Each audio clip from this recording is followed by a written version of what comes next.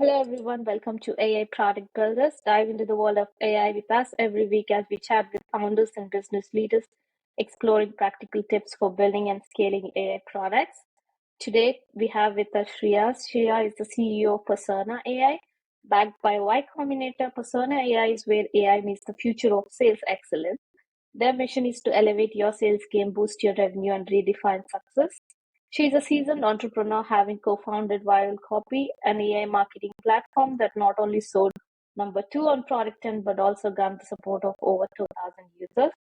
She is a YC Startup School and Product on Grant recipient. She's also an advocate of democratizing AI in women and tech. So, without further ado, let's welcome Shreya to AI Product Builders podcast. Hi, Hey, Shreya. nice to meet you. Nice to connect. Thank you. Thanks for having me. Yeah. So, Shreya, could you please tell us or give a brief overview of Persona AI and its mission in the realm of AI-driven sales enhancement?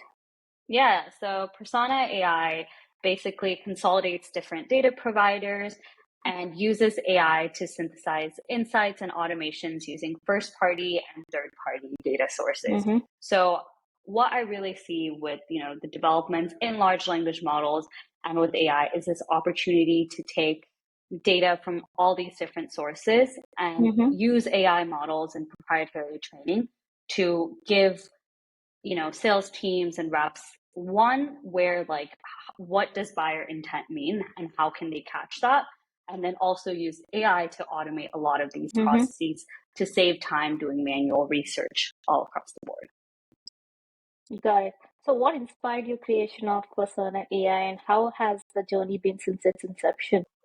Yeah.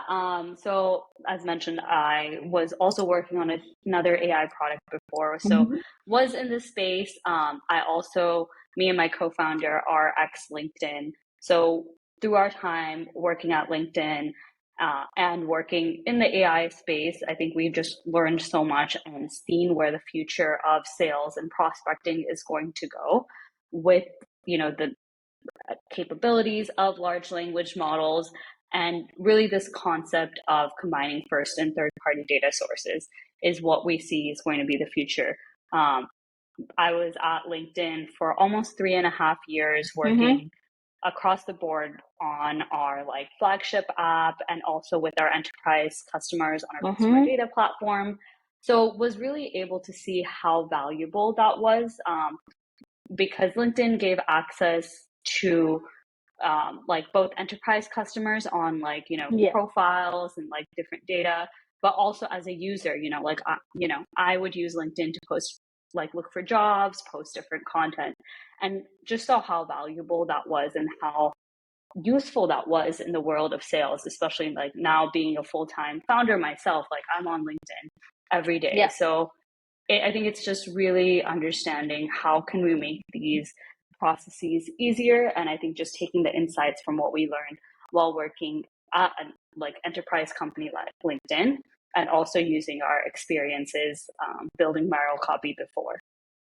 Got it.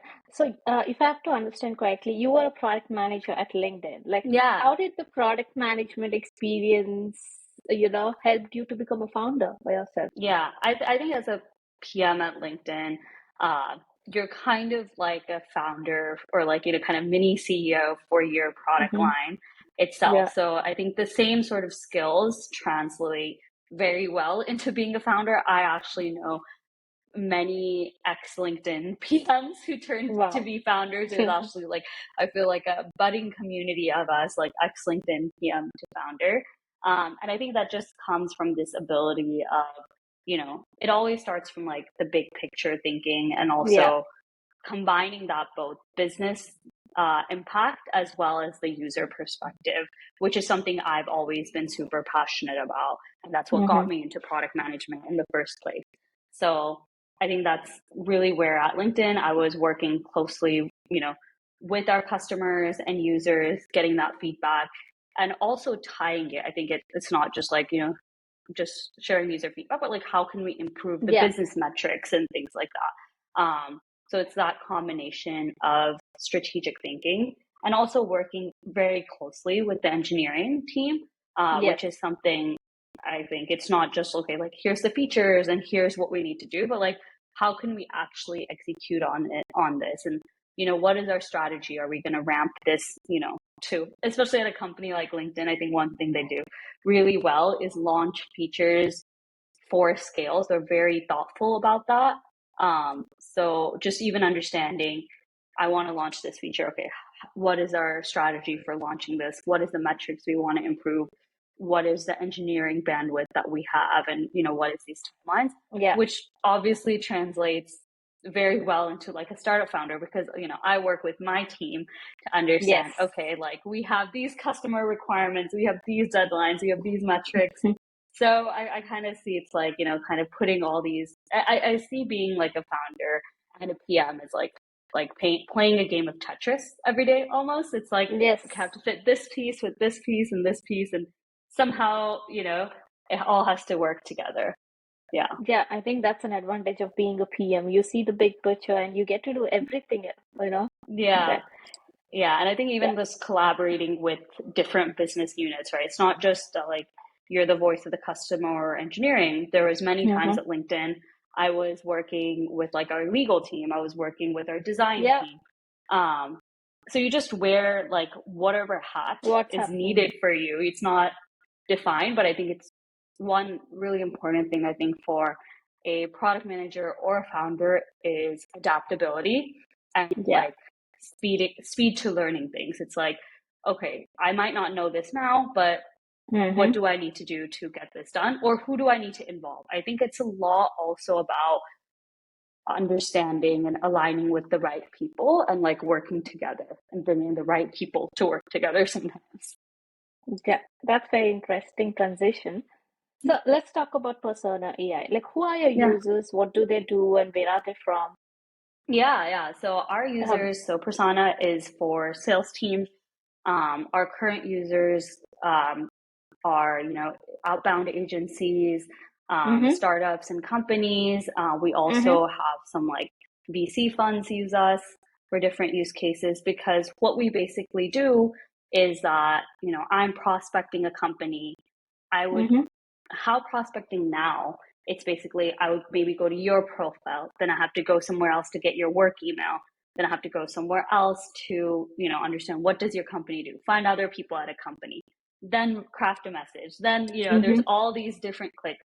And then at the end of the day, add it to my HubSpot or Salesforce. And it's just a lot of these activities, either the data gets missed and you're not sending really targeted messaging Yeah. and understanding your ICP, or you're spending way too much time on a prospect without the right data. Even like I could do all this research and my email might bounce to you because I don't have a verified work email to Yes. you, or I don't have the right contact, or I'm talking with someone who's left the company 6 months ago. So Mm-hmm. I think that's really, as I've also talked to many like sales leaders, top of mind is how can we get access to quality data and quality Yeah. sales research in one place, because they right Yes. now pay for like 50 different subscriptions across the board, Yeah. one to find like technology the company uses, and one to find company news and like, Yes. job. It's just, and that's not what they want to do. They don't want to be like managing ops and doing like research that much. They want to be actually selling. They want to be targeting the right people, and they want Mm-hmm. to do that part of their job. So I think that's where our platform wants to enable that. And we've also seen some really interesting use cases. I think the other day, the CMO of Clarity posted one of his like favorite AI workflows was that Mm-hmm. he would search up, if I'm prospecting to like a company, I'll search up like company name, CEO interview, and I want to use Yeah. that in my like outreach message. And he's like, this is Mm-hmm. how, and then I'll summarize it in ChatGPT. And I actually reshared saying, hey, this is how you can do that in our platform at scale. Like if you have like a list of Yeah. 100 companies, we can help you do that. Like, Google search, like this company CEO interview, take the top, like summarize the interview, take the top insights, and use AI to generate like a personalized messaging. That's how I think prospecting can be done today, with the like, persona and the new technologies out there. Got it. So how did you build your, user base? Like, how did you go about acquiring your initial users for your product, and what are some key growth strategies that proved particularly affecting in your case? Yeah. So I think we were very lucky to be part of the Y Combinator community. Um, and they always say some of those are like the best beta users Mm-hmm. sometimes.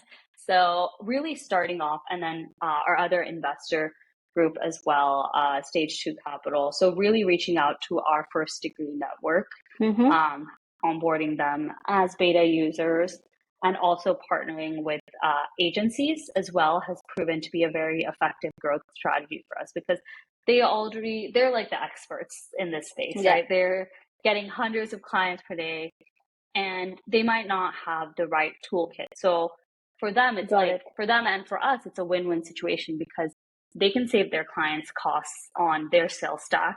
And, we also can like work with these experts in this field and build out in different integrations and different use cases for them.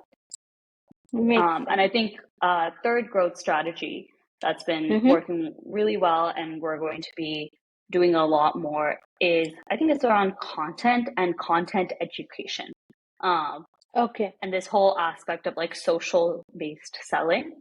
where, even when like, I remember like earlier this year when we were onboarding users to now, like we had to tell people like, this is what a Yes. prompt is, and like, this is how you would structure a prompt and things like that. Now we're learning from our users. So like, actually you can use this information and write the prompt in this way. So I think a lot of it is also just about user education, um, and like building out content and like a community that fosters that. So that's something we are growing, and we're going to be doing a lot more of coming into the new year as well. That's true actually, because as we think, we know that, there are a lot of people in this world Yeah, using Chat GPT, but not many of them know actually how to yeah, use it. Yeah, exactly. I think, yeah. Exactly. And I think it's also like, I would get so many people being like, oh, like AI will do everything for me. And it's not that. It's about like, and we tell this to all our customers and users from day one. It's about how you work with the AI. Yeah. So you have to put in the right data. Um, you have to set up the automation in the right way, and it can be done. Um, but there's also a huge thing with like the AI will hallucinate if you give it like the Yeah. bad prompt, right? Start saying random stuff. So like, it's something that will definitely scale your workflows, improve your productivity, but it's not something where you can just show up and be like, write me a cold email for this. It actually gets a lot more specific. It's a lot more detailed. Mm-hmm. And you have to work with the right platforms and toolings to Yeah. enable that as well. Yeah. So let's dig deep into your product. Yeah. So as you meant, I think you did already mention about the databases. So for GTM, most of the sales reps often utilize these paid databases in Yeah. addition to their CRM tools, social media insights, Yeah. website analytics. Like, could you share like how Persona AI navigates this vast landscape of databases? Like, what is your approach in finding these high quality leads? Yeah. So we partner with different data Mhm. providers. That Okay, way, our users can get the data they need at a fraction of the cost, instead okay, of buying different data providers. So I think that's one got it. thing where we appeal to a lot of Mm-hmm. companies, especially companies that might not be able to afford like a Zoom info, which is like you're locked in for like an annual contract. And, Mm-hmm. that is way more in the enterprise motions of business. So Mm-hmm. we want to be an alternative that consolidates these different data providers, but also enables, it's not just like, here's the data. You can work with the data and Yes. do continuous enrichments. Like, Mm-hmm. one example and like one workflow people love to do is like, I have a list of companies. Let me find like people at a certain, if I'm trying to find like CTOs at that company, find their Mm-hmm. work email, do the company research, summarize Mm-hmm. the top pain points of that company. Then, they'll set up a prompt to personalize the messaging. And that's what personalized messaging is. It's doing targeted research across these different data points. Then you'll be able to craft your like Got it. personalized message. Um, and I think there's this misconception that's like, there's a lot of AI sales tools out there that just, Yes. give very generic messaging, which is, hey, I saw that, like I've been on the receiving end of these as well. People would be like, I saw Persona does sales automations. Do you want to? I was like, there's nothing targeted about this. There's nothing personalized about this. And it's really about how you use the data in the right way, and set it up in a way that scales as well. So let's talk about this personalization a bit, right? Yeah. So to generate emails that align with the user's voice Yeah. is really great. Like, Yeah. how do you achieve this level of personalization? What steps users can take to Yeah. generate this personalized content that Yeah. represents their unique style? Yeah. So we always like when we're onboarding users, we take a step back and we like kind of basically like whiteboard with them. We're like, say you didn't have like GPT or AI, like what are those like research steps that you would do? You would go to their like LinkedIn profile, you would go to their company website, you would go to their competitors' websites maybe.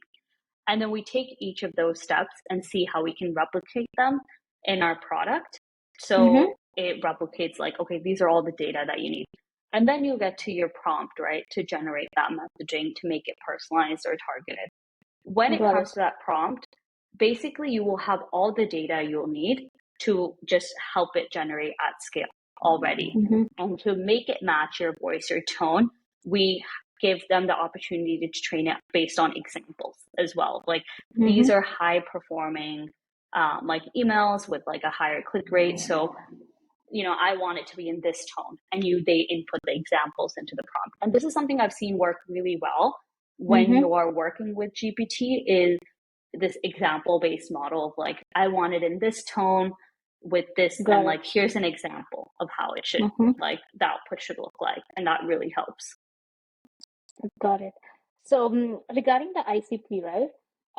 So how do you assist users in qualifying their ICP? You mentioned a couple of tools or features, but Yeah. build targeted lists tailored to their specific business needs. Sometimes, Yeah. you have very specific requirements, and how do you Yeah. fulfill those things?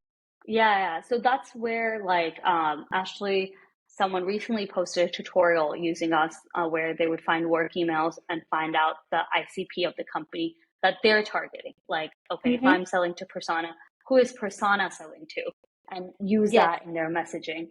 So manually what those steps would look like, right, is you would research that company's website, recent blog post, recent news, and use a combination of insights from those. Maybe you would even look at like a interview that the CEO of that company did.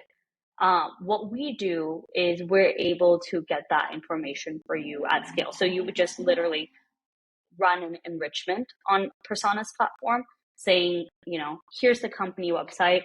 Who does this company sell to? And we'll get you that answer, and help you do it at scale, basically.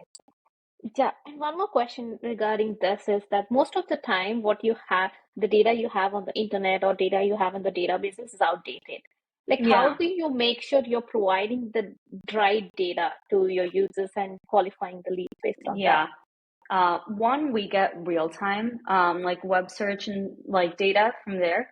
So everything that like anything that's based on like a Google search or company website, our technology and infrastructure is built in a way that we do that in real time. For things such as like work emails that come from data providers, we partner with some of the best people on the market. Like we've run testing ourselves as well, to make sure that like people are getting quality data. And one more thing with data, especially when it comes to like emails or phone numbers, Yeah. you need to run it through multiple providers to cross check and validate. So there's this concept of like waterfall enrichment where you can check with this provider, then you'll check the second provider, third provider, fourth provider.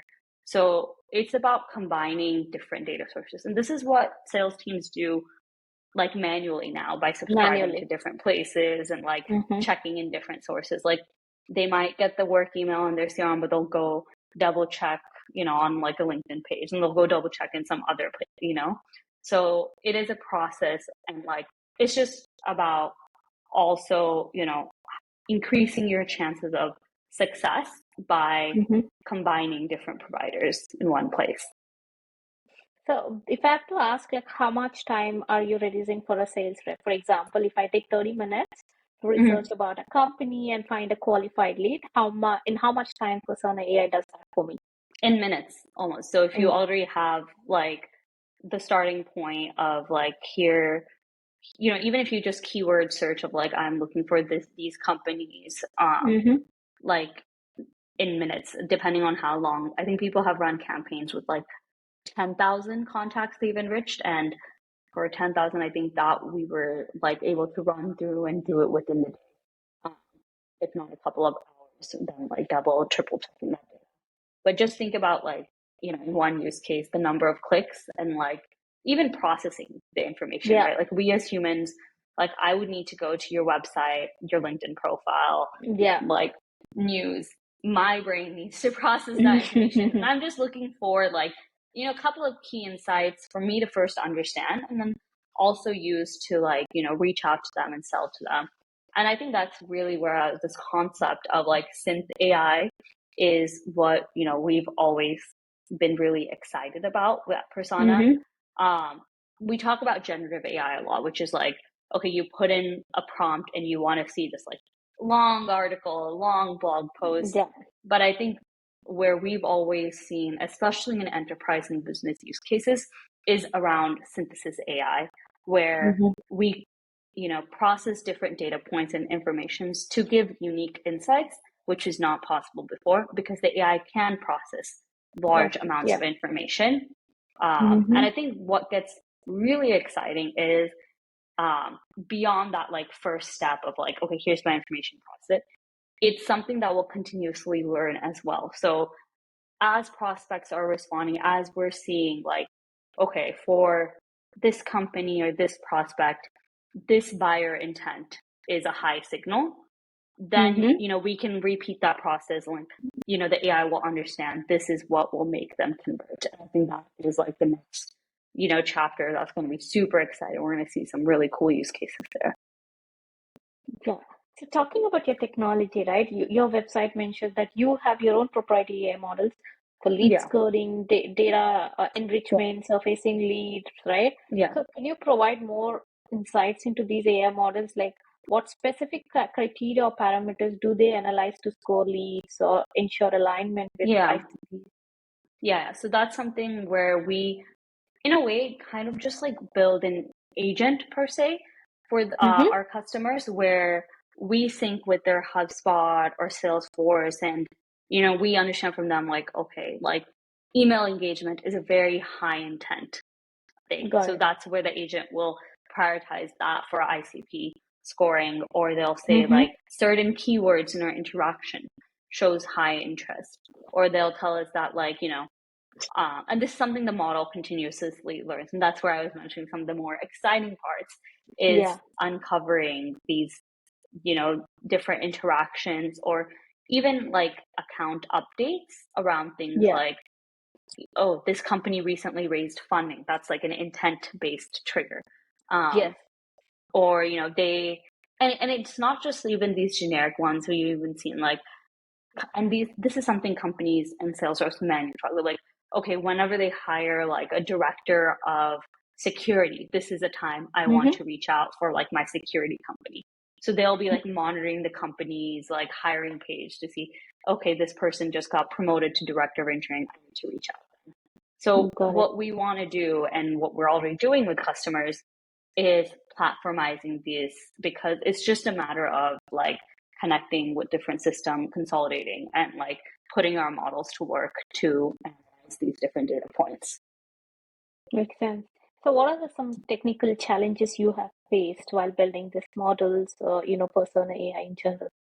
Yeah, I think one thing is running things at scale. It's very easy for the GPT if you're doing like a one-on-one like Yeah. interaction, right? Like you put in a prompt, or you put in some data and you're like, analyze this or give me this, and then it'll give it. So it's like one-to-one, and many people are used to that.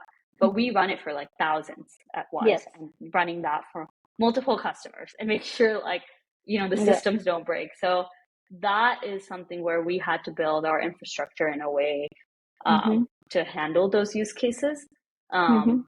Second technical challenge is and it was a very interesting one to overcome, is we are balancing and processing data from a lot of different sources and our own sources. Yes. So that is about like, okay, as an end user, you only see the output, but for us to give you that output, that's coming from a lot of different places. So Yes. routing those APIs, building that in a way that is accurate at the end of the day, that is something that's definitely, I'm like, we have an amazing team and who is, really cracked this challenge. So really super happy and proud of us for doing that. And I think the third thing is, as mentioned, around that, like user education, right? Like you can always like over here and have all these cool capabilities, but building it in a way of like, okay, this is actually how you can do that. Because a lot of times when people use any sort of tooling, they're like, okay, give me everything. And then I'm like, Yeah. no, you have to go put this information data Yeah. here. So I think we're also making it easier by, working with users to understand, okay, these are their most common use cases, and how can we make it like super easy for them to do that as well. Got it. So, what was the response from the users, right? You mentioned that, content education is one thing you're focusing on. I mean, was there any feedback that helped you build Persona AI? And how does the continuous feedback system work?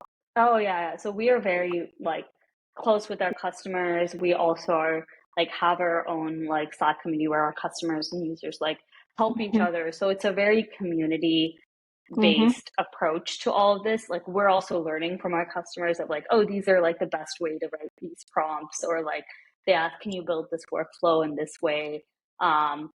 One like popular use case that we build, and I think it's also unlocking different use cases Yeah. that I love learning from different customers, because we're building and we can understand some general use cases, right? But each company has some very specific needs and interests. Mm-hmm. So one thing was like we heard from a lot of like open source companies that they want to know Mm-hmm. who started their GitHub repo. And I was like, oh, Got okay, it. like we're able to do that. And so now we just added that as one of like our enrichments, where you can connect your GitHub and like link any repo, and you'll be able to see like who started it, so you can reach out to them, because that's something that a lot of open source companies want to do. So I think that's one of my favorite parts, is as much as we're like building and launching, learning from our users on like what is their different use cases, and like being able to ship that. I think we have like a turnaround time of like within 1 to 2 weeks of like if they need any new enrichments, and that comes from us solving these like technical challenges, as I mentioned before, about like Mm-hmm. building it to run at scale and routing data from different places, and like managing those rate limits and all those interesting stuff. Very interesting. So let's that's a lot of insights about Persona AI. So let's move to your entrepreneurial journey. Like for the aspiring, entrepreneurs who want to start build an AI company, what advice would you give based on your experience with Yeah, founding and growing Persona AI? yeah. I think a couple of things. I think I've always been like, I think that's what led me to become a PM. I always loved working on different solutions for users, like understand like how can we optimize this, or how can like Yeah. first get into that like product thinking mindset. Mm-hmm. Um, and I think this is like when I was in college, I uh, like ran our school hackathon, like Hack Davis. Was always very involved in the hackathon scene. Even at LinkedIn, actually, that's actually how I met my co-founder. We worked on like an internal company hackathon together. So I think I've always had this like, okay, like let's try Mm-hmm. to build something in a weekend. Let's solve some sort of user issue. And there's so much in the, Yeah. especially if you're in the Bay Area, there's a lot of virtual events as well. So go to hackathons, join communities where you're also surrounded by like these entrepreneurs. You don't have to like I think a big misconception with Mm-hmm. being a founder, or if you're an aspiring founder, is that like it's all or nothing. I worked at LinkedIn for almost 4 years before I made the jump into my entrepreneurial journey. Yeah. I was working on things on the side. I was involved in different communities. And when the right opportunity and timing felt correct, I went in. But there's still, and I still know many people who are able to balance both or just be involved in Yes. whatever way they can. It's not like an all or nothing, thing. And it's Yeah. something you also learn. I'm really thankful for my experiences, from working at LinkedIn, learning from these communities, even building ViralCopy beforehand on the side.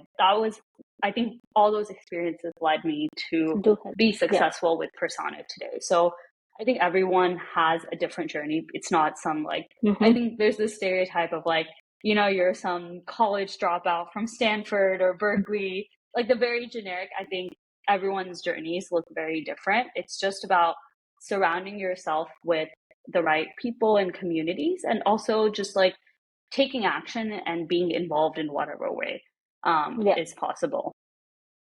That's very inspiring. So you are a part of Y Combinator. Congratulations Yeah, on being thank part of you. YC Batch 2023. What Thank you. advice Yeah. would you give to entrepreneurs looking to apply and get accepted into YC? Like, are there any specific aspects of the Mhm. application or the pitch that you believe are crucial for success? Yeah. So I applied to YC twice actually. So Mm-hmm. once with a different idea a couple years back, and then once with this idea which I got in for. So one, don't give up. There's many people who, it is one of the most competitive like accelerators, if not the most Yeah. competitive in the world. So don't give up. Second, I would say just it's a very no BS sort of community, Mm-hmm. and also accelerators. So one main thing I learned, and I also give this feedback whenever I'm reading applications, is just make it super straightforward. I think sometimes Mm-hmm. we like to use a lot of different fluff words of I will do this and this is they're just okay, what are you doing? You should be able to explain your product and company, and your value props and your users in plain English and very straightforward. No need for fluff words.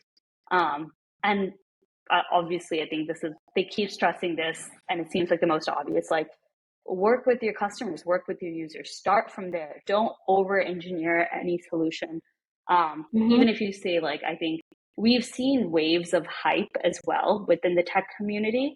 So don't Mm-hmm. just do something for the sake of doing. Start with the Mm-hmm. user, start with the customer, start with the problem, and then build a solution from there.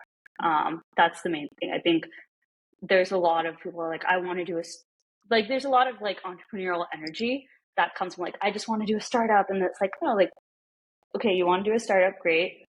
What problem do you want to solve, and who are you solving for, and are they willing to pay for it? And then engineer your solutions. So I think that's one of the key things to keep in mind is start from the user, start from the customer, and start from the Got it. problem, and build from So that's one thing, getting into YC. So what happens there. after getting into YC? Like, what are the key learnings or insights you get Yeah. in YC program that you believe are crucial for success of your startup? Yeah. So YC, we were part of the Winter 23 batch. So we started in January for that. And it's like a 3-month accelerator. At the end of it, you have this big demo day where you Yeah. pitch. It's like a 1-minute pitch to all these investors. And then, you raise your round after that. Yeah.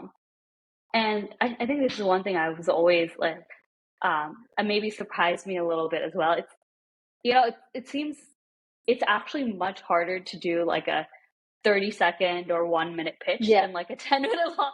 So I was oh my Yeah. god, I want to add this in. So it's Yeah. and it really is about I remember I was working with our group partners. They're at the end of the day, these investors or your customers, anyone, right, in the world, they will probably walk away with 3 key points. And what are Mm-hmm. those 3 key points you want to stress on that is going to hit? Is it a metric? Is it your insight? Is it your progress? What are those 3 key points? And that's what we continuously work towards. So I think even now, post YC, I'm always okay, what are those top 3 key points? that I want to nail or hit home with customers or investors or users, and keep working towards those. Because, as a founder, there's so many things going on that you sometimes lose track of the bigger picture of everything. So I think that was one of the things where I was like, sometimes you just dive deep into let's go debug this, or let's go work on the landing page for 15 days or whatever, right? Think about how you can manage your time and what will be the most impactful in the right way. Yeah, totally makes sense. So let's end with the session with a fun question. So apart from Persona AI, what is your favorite AI tool right now? Favorite AI tool right now outside of Persona? Oh, there's actually maybe two. I'll get the name, but there's one. Maybe it is this podcast and the reason why. One that does these automatic captions and emojis for podcasting. Because we threw a webinar the other week or something, and my co-founder was able to just takes all the the viral hooks and moments and just makes it super easy. And we were able to post a ton of content from there, and I was like, this made my life so much easier. The fact that it was Which is able that to. tool? I forgot the name. I'll follow up. But it was really I might cool use because, it. yeah, I'll definitely share. So that was really cool because we got to, I literally just uploaded my 2-hour webinar there.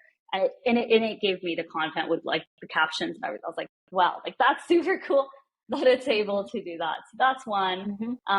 Second is, it's called Quest Labs, and they do user onboarding and components for onboarding and user analytics. So we're a customer of theirs. We've been really happy using them to understand our users better, and also learn from them. So yeah, those are my two favorite. Got it. Thank you so much. Yeah, I think that's enough session. Thank you, Sriya, for sharing your journey with Persona AI and also your journey with Y Combinator. That was really insightful. I'm sure for the entrepreneurs, upcoming entrepreneurs, this would be a very helpful session. Yeah, thank you for being part of AI Product Builders.